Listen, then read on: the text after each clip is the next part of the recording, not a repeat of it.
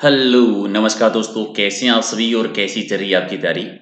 तो राजस्थान की हिस्ट्री की सीरीज हमने शुरू की थी, आज है पार्ट नंबर 4 और आज हमारा कंप्लीट राजस्थान की जितनी भी प्राचीन सभ्यताएँ हैं, वो पूरी हो जाएगी। पिछले वाली 3 क्लासेस नहीं देखी है तो देख लेना क्योंकि बहुत इंपॉर्टेंट है, पीछे वाली सीरीज अगर आप नहीं देखेंगे तो ये वाली सीरीज आपको समझ में नहीं आएगी। मेन सभ्यताएँ सारी हमारी कवर हो गई है, आज हम पढ़ेंगे बाकी की जो छोटी-छोटी कुछ सभ्यताएँ हैं। छोटी-छोटी कहने का मतलब मेरा ये है कि वैसी सभ्यताएँ जिनमें से किसी में से एक इम्पोर्टेंट चीज़ मिली है, किसी से 2 इम्पोर्टेंट चीज़ मिली है, जिनसे 1 या 2 क्वेश्चन्स हमारे बनते हैं अलग-अलग सभ्यताओं से। तो चलिए करते हैं शुरुआत। अगर आपको सीरीज़ पसंद आ रही है तो लाइक कर दीजिए फटाफट एक बार ताकि इसको एंडिंग तक हम कंटिन्यू रखें जब तक राजस्थान की हिस्ट्री कंप्लीट नहीं हो जाती है।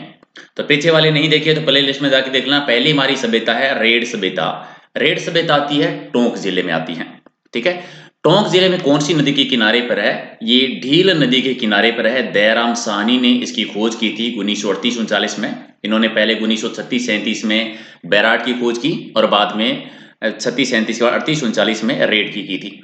क्या इंपॉर्टेंट है? सबसे इंपॉर्टेंट सबसे इम्पोर्टेंट ये है कि नॉर्मली जब आपसे पूछा जाता है कि रेड का उत्खनन किसने किया था, तो वो केदारनाथ पुरी का आंसर आता है हमेशा क्योंकि अंतिम रूप से जो पूरा उत्खनन किया गया था वो केदारनाथ पुरी ने किया था। हालांकि समझने वाली चीज ये है कि शुरुआत दयाराम साहनी ने की थी। अगर आपसे पूछे कि सबसे पहले किसने, तब दयाराम साहनी। या नॉर्मली पूछे कि उत्खनन किसने किया था तो केदारनाथ पुरी ने, क्योंकि 2 बार क्वेश्चन ये इस तरह से आया था कि केदारनाथ पुरी ने किस स्थल का उत्खनन किया था, तो रेड का किया था।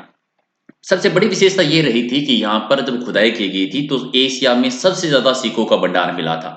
यहाँ से 3075 आहत मुद्राएं यानी पंचमार्क सिक्के मिले थे और इतनी ज्यादा मात्रा में सिक्के मिलने की वजह से इसको कहा जाता है प्राचीन भारत का टाटा नगर कहते हैं। राइट, एक्चुअल में ये औद्योगिक केंद्र रहा था, धातु केंद्र था, जहां पर बड़ी मात्रा में नॉर्मली सिक्के प्राप्त हुए हैं। एक चीज और आपको समझनी पड़ेगी, जब हम जनपद की बात करते हैं तो टोंक वाले एरिया में एक जनपद आता था जिसका नाम था मालव जनपद। और इस मालव जनपद की जो उस टाइम पर राजधानी हुआ करती थी वो हुआ करती थी नगर। और नगर भी एक पुरातात्विक स्थल है जिसको हम करकोट नगर कहते थे। ये नगर रेड के पास में है क्योंकि दोनों ही टोंक में आते हैं। तो यहां से भी हमें मालव जनपद के सिक्के भी मिले हैं और एशिया का सबसे बड़ा सिक्कों का भंडार भी हमें यहां से देखने को मिलता है। सबसे प्राचीन भारत का टाटा नगर इसको कह देते हैं, इन्हीं सिक्कों की वजह से उत्खनन केदारनाथपुरी ने किया था। और क्या क्या चीजें मिली है जिसको बाकी सभ्यताओं से अलग बनाती है? सबसे इंपॉर्टेंट चीज जो था वो यहाँ पर ये थी कि एक तो मिट्टी की पकाई हुई यानी टेराकोटा पद्धति की मातृ देवी की मूर्तियां यहाँ से मिली थी। इसके अलावा कर्णफूल, गले का हार, चूड़ियां, पाजेब, आभूषण यहाँ से हमें प्राप्त हुए थे। आलीशान इमारतें बनी हुई थी उस टाइम की। और एशिया के सिक्कों का सबसे बड़ा भंडार होने के साथ साथ एक औद्योगिक केंद्र भी था।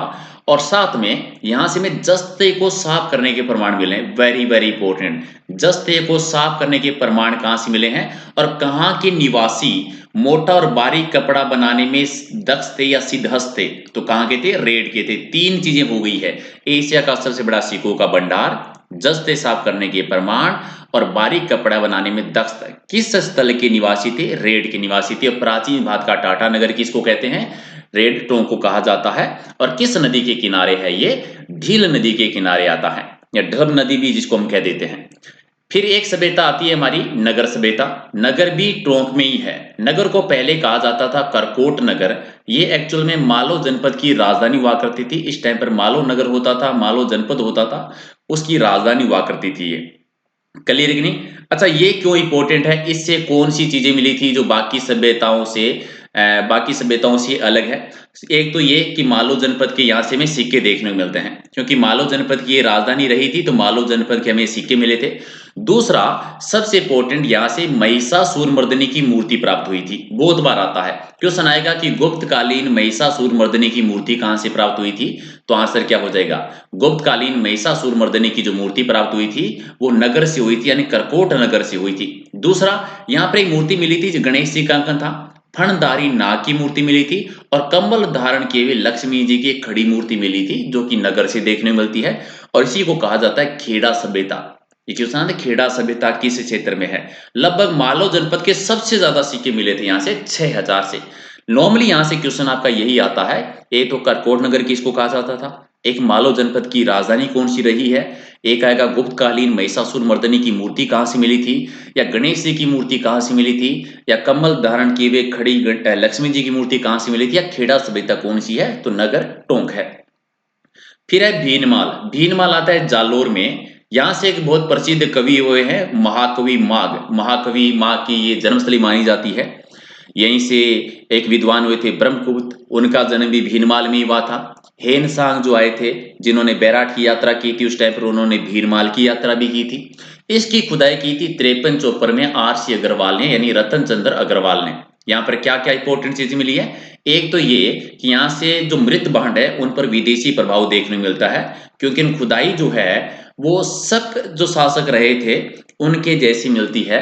यूनानी दुहत्ती भी यहाँ से मिली है, बहुत बार आया है। 2 क्वेश्चन, एक तो आप नाम याद रखेंगे रोमन एम्पोरा का, बहुत बार आता है। रोमन एम्पोरा के प्रमाण कहाँ से मिलते हैं, एक आता है दुहत्ती सुराही जो है वो कहाँ से मिली है, तो भीनमाल से मिलती है। तीसरा कि हेनसांग ने भारत राजस्थान के कौन से क्षेत्रों की यात्रा की थी, तो भीनमाल और बेराट की थी। हेनसांग आपको याद होंगे चीनी यात्री रहे थे जो हर्षवर्धन के टाइम पर भारत में आते हैं। महाकवि माघ की जन्मस्थली कौन सी है, या फिर गुप्तकालीन जो विद्वान रहे थे ब्रह्मगुप्त जी, उनकी जन्मस्थली कौन सी है, तो ये भी भीनमाल आती है। और भीनमाल कहां पर है, जालोर में। लेकिन मोस्ट इंपोर्टेंट चीज रोमन एम्पोरा और यूनानी दुहत्ती कहां से मिली है, भीनमाल से। अगली सभ्यता है no, very very important. 4 question यहां से आपके बहुत बार रिपीट होते हैं। नो सभ्यता है भरतपुर में। क्यों इंपॉर्टेंट है, पहली सबसे इंपॉर्टेंट चीज आती है कि यहां से हमें 5 संस्कृतियों के अवशेष मिले हैं। एकमात्र ऐसा स्थल जहां से 5 संस्कृतियों के अवशेष मिले हैं। यहां से हमें ताम्रयुगीन संस्कृति के, आर्य युगीन सभ्यता के, महाभारत के और मौर्य काल के अवशेष मिलते हैं। मौर्य काल की सबसे इंपॉर्टेंट चीज क्या है कि एकमात्र ऐसी जगह है जहां से हमें ब्राह्मी लिपि के लेख मिले हैं। राजस्थान का एकमात्र ऐसा स्थल जहां से ब्राह्मी लिपि के लेख मिलते हैं, तो वो आता है नो। एकमात्र ऐसा स्थल जहां से 5 स्तर की संस्कृति देखने को मिलती है, नो। किस प्रकार की थी ये, मूल रूप से लो युगीन संस्कृति रही है ये। दूसरा, कुषाण कालीन सिक्के भी मिले यहां से। कुषाण में कौन से, हुविसक और वासुदेव के सिक्के मिले। एक चीज और याद रखनी है, कुषाण शासक हुविसक है, इनका सिक्का एक सांबर में भी मिलता है और इनका सिक्का नो भरतपुर में देखने को मिलता है। इसके अलावा एक आता है यक्ष प्रतिमा, यानी यक्ष की मूर्ति कहां से मिली थी, यक्ष की मूर्ति मिलती है नो भरतपुर से। तो कितने क्वेश्चन मैन हो गए, पहला नो कहां पर है, भरतपुर में। यक्ष प्रतिमा कहां से मिली थी, नो से। ब्राह्मी लिपि के लेख कहां से मिले हैं, नो से। 5 संस्कृति के अवशेष कहां से मिले हैं, नो से। और बताएंगे लोकगिन सभ्यता कौन सी है, नो हो गया। या फिर आपसे क्वेश्चन इस तरह से आ जाता है कि राजस्थान में मौर्य काल के अवशेष कहां कहां से मिले हैं, महाभारत के अवशेष कहां कहां से मिले हैं, तो आप कह देंगे नो से भी मिले हैं, बेराट से भी मिले हैं। या फिर पूछ लेंगे लोकगिन सभ्यता कौन कौन सी है, तो सुनारी हो गई है, नो हो गई है, जोधपुरा हो गई है। तो इस तरह से चीजों को याद रखना है। अगली सभ्यता है बरोर सभ्यता। एक ही क्वेश्चन जो सबसे ज्यादा बार रिपीट हुआ आपके एग्जाम में, राजस्थान का एकमात्र ऐसा स्थल जहां पर काली मिट्टी का प्रयोग हुआ है। एक ही क्वेश्चन आता है, बहुत बार रिपीट हुआ है, रट लीजिए इसको कि राजस्थान का एकमात्र ऐसा स्थल जहां पर काली मिट्टी का प्रयोग हुआ है, कहां पर, बरोर में हुआ है। और बरोर कहां पर है, गंगानगर में है। ये भी सरस्वती नदी के किनारे पर है। 2003 में इसकी खुदाई हुई थी। यहां से मन के मिले थे 8000 जो कि सेलखड़ी यानी मिट्टी के बने हुए हैं। हड़प्पा के समकालीन ये सभ्यता रही है। जिस प्रकार से कालीबंगा में कच्ची ईंटों का प्रयोग होता था, उसी प्रकार से यहां पर भी होता है। तो नया कुछ याद नहीं रखना है, एक ही चीज आप याद रखेंगे सबसे इंपॉर्टेंट, कौन सी, कि राजस्थान की किस सभ्यता में या फिर एकमात्र ऐसा स्थल जहां पर काली मिट्टी का प्रयोग हुआ है। तो आंसर क्या हो जाएगा, बिना सोचे समझे बरोर कर देना है, जो कि गंगानगर में है। अगला है इसवाल सभ्यता। कहां पर है इसवाल, इसवाल उदयपुर में है। किस प्रकार की सभ्यता है, ये लो युगीन सभ्यता रही है और ये औद्योगिक बस्ती थी, यानी जहां पर उद्योग हुआ करते थे, क्योंकि यहां से लोहा गलाने के प्रमाण मिले हैं। अब यहां पर देखिए छोटी छोटी चीज है जो आपके एक्सपीरियंस के आधार पर आपको कभी कभी आंसर देना पड़ता है। क्योंकि अभी अगर आप देखते हैं कि लोह गलाने के प्रमाण या लोह गलाने की बटिया कहां से मिली है, तो आपका आंसर सुनारी भी सही है, क्योंकि सुनारी में भी मिली है। आपका आंसर जोधपुरा भी सही है, क्योंकि जोधपुरा में मिला है। डिपेंड करता है कि ऑप्शन में क्या क्या दिया हुआ है। ठीक है। तो सुनारी, जोधपुरा, इसवाल तीनों ही सही है। यहां से भी हमें नॉर्मली लोग घराने के उद्योग मिले थे। इसके अलावा कुषाणकालीन सिक्के भी मिले हैं। बेस्ट इंपॉर्टेंट चीज जो बाकी सभ्यताओं से सभ्यता को अलग बनाती है वो है ऊंट के दांत और उनकी हड्डियां। हालांकि देखिए ऊंट के प्रमाण हमें कालीबंगा से भी मिलते हैं, लेकिन अगर आपसे पूछे ऊंट के दांत कहां से मिले हैं तो आप कहेंगे इसवाल से। इसवाल सभ्यता कहां पर है? उदयपुर में है। अब छोटी छोटी सभ्यता एक जैसे लाछूरा सभ्यता है, कहां पर है? ये भीलवाड़ा का जो आसीन एरिया है देवनारायण जी वाला, वहीं पर है। बी आर मीणा ने उसका निर्देशन किया था। क्या मिला था? तीर मिले थे और एक प्याला मिला था यहां से। हालांकि आपसे यहां से मिली हुई चीजों के बारे में ज्यादातर क्वेश्चन आता तो नहीं है, लेकिन आप नॉर्मली नाम जरूर याद रखेंगे कि कौन सी सभ्यता कौन से जिले में पनपी थी। अगला आता है जुन्ना खेड़ा। जुन्ना खेड़ा का तो नॉर्मली क्वेश्चन आ जाता है कि जुन्ना खेड़ा है कहां पर, आया हुआ है, ये पाली में है। इसकी खोज की थी गेरी के द्वारा की गई थी। यहां से एक चीज इंपॉर्टेंट मिली थी, कौन सी? मिट्टी के बर्तन पर साल भंजी का अंकित था। तो ये जरूर याद रखना है कि साल भंजिका के प्रमाण किस पुरातात्विक स्थल से? तो जुन्ना खेड़े से देखने को मिलते हैं। क्लियर है क्या? हालांकि दीपक भी मिले थे, ओबदार कटोरे भी यहां से मिलते हैं, लेकिन मेन चीज साल भंजिका और जुन्ना खेड़ा कहां पर है? पाली जिले में। नेक्स्ट है नलियासर। नलियासर आता है जयपुर जिले में। जोधपुरा, नलियासर, नो, ये मिलती जुलती सभ्यताएं हैं, क्योंकि यहां से ब्राह्मी लिपि के लिखित मोहरें मिली थी। अब इन चीजों को लेकर कभी भी कंफ्यूज नहीं होना है, छोटी छोटी चीजें जो समझनी है। देखिए एक तो हमने पढ़ा था कि ब्राह्मी लिपि के लेख कहां से मिले हैं, तो हमने नो पढ़ा था। और ब्राह्मी लिपि में लिखित मोहरें कहां से प्राप्त हुई है? नलियासर से हुई है। यहां से हमें गुप्तकालीन सिक्के मिलते हैं, आहत मुद्राएं मिली थी, इंडोसीनियन सिक्के मिले हैं, कुषाणकालीन सिक्के मिले, और यहां से हमें हुवीसक का सिक्का भी मिला था। आपको याद है हुवीसी के सिक्के की बात हमने पहले भी की है। यहां से कुषाणकालीन सिक्के ज्यादा प्राप्त हुए 105। हालांकि कुषाणकालीन सिक्के हमें रंग महल से भी देखने को मिलते हैं, लेकिन आप मूल रूप से यहां पर याद रखेंगे कि नलियासर है कहां पर। एक आती है कुराड़ा सभ्यता। इसका एक क्वेश्चन आता है। कुराड़ा सभ्यता नागौर में है। यहां से क्या हुआ था? बहुत सारे तांबे के हमें औजार मिले थे, तो इसको कह देते हैं औजार नगरी। ये बहुत बड़ा, जैसे नागौर को कहते हैं धातु नगरी, उसी प्रकार से औजार नगरी जो कहा जाता है, ये औजार नगरी किसको कहते हैं? तो कुराड़ा को कहा जाता है। और कुराड़ा कहां पर है? कुराड़ा आता है आपका नागौर जिले में। अगला है कीराडौत। कीराडौत का क्वेश्चन आया हुआ है। सिर्फ ये पूछा था कि कीराडौत क्या है, पुरातात्विक स्थल है, कहां पर है? जयपुर में है। यहां से एक चीज जो अलग मिली थी वो थी कि यहां पर 56 तांबे की चूड़ियां प्राप्त हुई थी। अलग अलग आकार की 28 चूड़ियों के 2 सेट थे। ठीक है, 28 चूड़ियां एक सेट में, 28 से 2 सेट, यानी टोटल 56 चूड़ियां मिली थी यहां से। गरदड़ा क्षेत्र। गरदड़ा सभ्यता का क्वेश्चन आपका बहुत बार रिपीट हुआ। ये बहुत इंपॉर्टेंट है क्योंकि ये बूंदी जिले में है। कौन सी नदी के किनारे पर है? छाजा नदी के किनारे पर है। ये पहली, यहां पर सबसे पहले रॉक पेंटिंग के अवशेष मिले थे। पहली बर्ड राइडर रॉक पेंटिंग, यानी पक्षी पर सवार मनुष्य का चित्र सबसे पहले कहां पर मिला? गरदड़ा क्षेत्र से। गरदड़ा कहां पर? बूंदी में। कौन सी नदी के किनारे? छाजा नदी के किनारे। एक स्थल है कोटड़ा। कोटड़ा स्थल कहां पर आता है? झालावाड़ जिले में आता है। ठीक है, इसका 2003 में दीपक शोध संस्था के द्वारा किया गया था। हालांकि इसकी कुछ खास विशेषताएं नहीं है, तो सिर्फ नाम याद रखिए कि कोटड़ा पुरातात्विक स्थल या सांस्कृतिक स्थल या प्राचीन सभ्यता का स्थल कहां पर है? झालावाड़ में। एक स्थल आता है मला। मला स्थल जो है पुरातात्विक, ये भरतपुर में है। गन्ना पक्षी अभ्यारण्य जो है उसी में स्थित है। तो यहाँ पर ये आप जरूर कह सकते हैं कि कौन सा पुरातात्विक स्थल गन्ना पक्षी अभ्यारण्य में है? तो मला में है। क्योंकि ये छोटी छोटी चीजें इसलिए इंपॉर्टेंट है कि नॉर्मली बच्चों में रीजनिंग बड़ी स्ट्रॉन्ग होती है। नॉर्मली अगर पूछे कि घना पक्षी अभ्यारण्य में कौन सा पुरातात्विक स्थल है, तो आप जल्दी से नो में, इस तरह से सभ्यता में जाते हैं जो प्रसिद्ध होती है। तो मला आती है भरतपुर में। चलिए 2-3 और हैं। एक है कणसऊ। कणसऊ आती है कोटा में। ये इंपॉर्टेंट है क्योंकि यहां से हमें कोटा में कणसुआ का एक अभिलेख मिला था, और ये अभिलेख था मौर्य शासक धवल का। याद रखना है, कणसुआ एक गांव है, वहीं से मौर्य शासक धवल का 778 ईस्वी का एक लेख मिला था, अभिलेख मिला था। कणसुआ का अभिलेख कह देते हैं। तो उसका क्वेश्चन उस तरह से ज्यादा आया हुआ है कि कणसुआ का अभिलेख कहां से? कोटा से। या फिर पूछते हैं कणसुआ का अभिलेख किस शासक का है? तो मौर्य शासक धवल का है। एक है नेनवा। नेनवा है बूंदी जिले में। यहीं से भी महिषासुर मर्दनी की मृण मूर्ति प्राप्त हुई थी। आपको महिषासुर मर्दनी की मूर्ति नौ से भी याद होगा, नगर से भी याद है। मृण मूर्ति जो प्राप्त होती है नेनवा। नेनवा स्थल कहां पर है? बूंदी में। एक है डड्डीकर। वेरी वेरी इंपॉर्टेंट, आप डड्डीकर नाम रट लो बस। 4 बार आया हुआ है। यहां से नॉर्मली शेर चित्र मिले थे।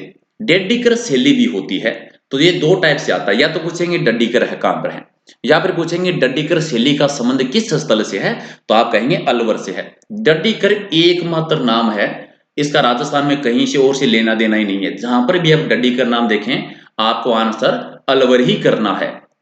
अगला है सोंती सभ्यता। सोंती सभ्यता ये बीकानेर में है, कालीबंगा के समकालीन रही थी, कालीबंगा के जैसे ही अवशेष मिले हैं, इसीलिए इसको कालीबंगा प्रथम कहा जाता है।